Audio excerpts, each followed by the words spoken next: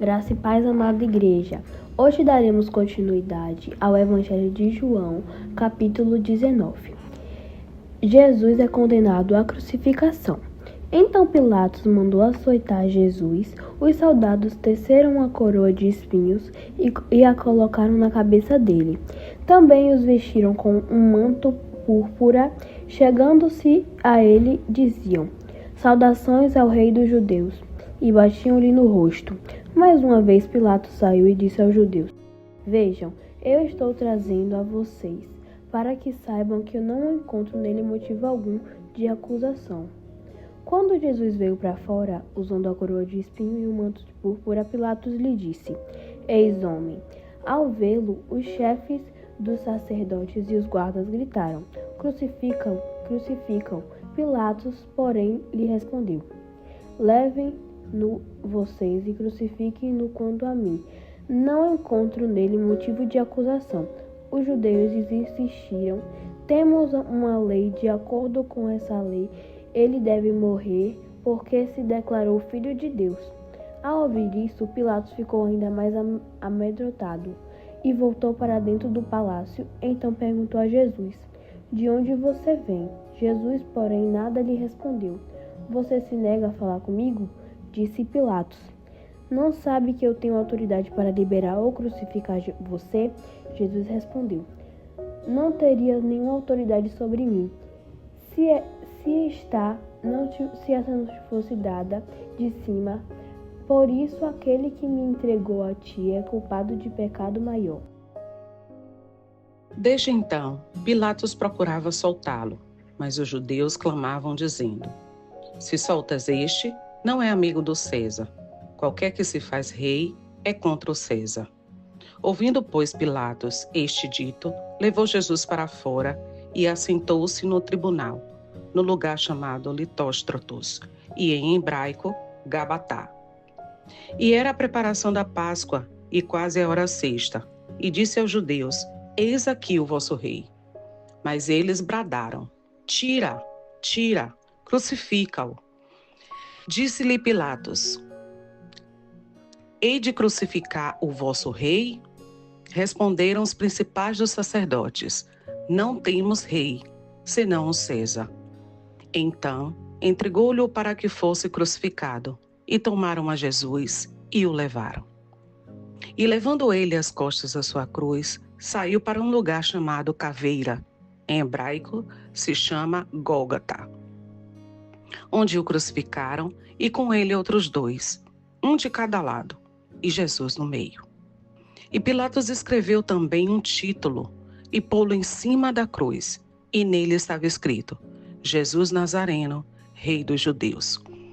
E muitos dos judeus leram este título, porque o lugar onde Jesus estava crucificado era próximo da cidade, e estava escrito em hebraico, grego e latim.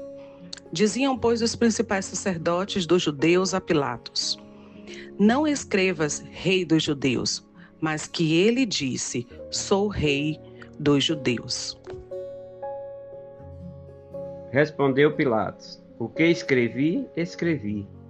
Tendo, pois, o soldado crucificado Jesus, tomaram os seus vestidos e fizeram 4 partes, para cada soldado uma parte, e também a túnica. A túnica, porém, tecida toda de alto a baixo, não tinha costura. Disseram, pois, uns aos outros: "Não a rasguemos, mas lancemos sorte sobre ela, para ver de quem será, para que se cumprisse a escritura que diz: Dividiram entre si meus vestidos, e sobre a minha vestidura lançaram sortes." Os soldados, pois, fizeram estas coisas. E junto da cruz de Jesus estava sua mãe, e a irmã de sua mãe, Maria Cleófas, e Maria Madalena. Ora, Jesus, vendo ali sua mãe, e que o discípulo que ele amava estava presente, disse à sua mãe: "Mulher, eis aí o teu filho." Depois disse ao discípulo: "Eis aí a tua mãe." E desde aquela hora o discípulo recebeu em sua casa. Depois, sabendo Jesus que já todas as coisas estavam terminadas, para que a escritura se cumprisse, disse: "Tenho sede." Estava, pois, ali um vaso cheio de vinagre, e encheram de vinagre uma esponja, e a pondo no isope, lhe chegaram à boca. E quando Jesus tomou o vinagre, disse: Está consumado. E, inclinando a cabeça, entregou o espírito. Os judeus, pois, para que no sábado não ficassem os corpos na cruz, visto como era a preparação, pois era grande o dia de sábado, rogaram a Pilatos que lhes quebrasse as pernas e fossem tirados. Foram, pois, os soldados, e, na verdade, quebraram as pernas ao primeiro e ao outro que com ele fora crucificado. Mas, vindo a Jesus e vendo-o já morto, não lhe quebraram as pernas. Contudo, um dos soldados lhe furou o lado com uma lança, e logo saiu sangue e água. E aquele que o viu testificou, e o seu testemunho é verdadeiro, e sabe que é verdade o que diz, para que também vós o creiais. Porque isso aconteceu para que se cumprisse a Escritura que diz: nenhum dos seus ossos será quebrado. E outra vez diz a Escritura: verão aquele que transpassaram. Depois disso, José de Arimateia, o que era discípulo de Jesus, mais oculto, por medo dos judeus, rogou a Pilatos que lhe permitisse tirar o corpo de Jesus. E Pilatos lhe permitiu. Então foi e tirou o corpo de Jesus. E foi também Nicodemos, aquele que anteriormente se dirigia de noite a Jesus, levando-o quase 100 arretéis de um composto de mirra e aloés.